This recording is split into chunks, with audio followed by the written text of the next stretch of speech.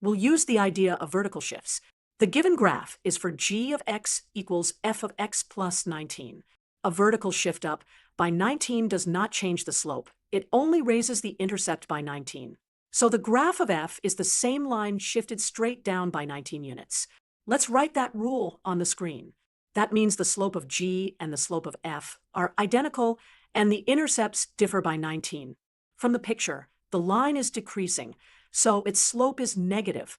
Let's sketch a representative line for g of x equals f of x plus 19 with a negative slope and a positive y-intercept. We'll then shift it straight down by 19 to get the graph of f. Notice the slope stays the same, but the intercept goes down by 19. That gives us two facts. 1, the slope of f is negative.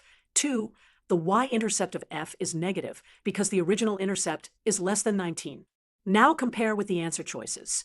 We need a negative slope, so keep the forms with minus cx and discard the ones with plus cx because c is positive. That eliminates the two choices that have a positive slope. Between the two remaining, look at the y-intercept. We need a negative intercept for f, so we choose the option whose constant term is negative. Therefore, the function could be f of x equals negative d minus cx. Key idea: a vertical shift changes only the intercept, never the slope. So read the slope direction from the picture first, then use the shift amount to determine the sign of the intercept.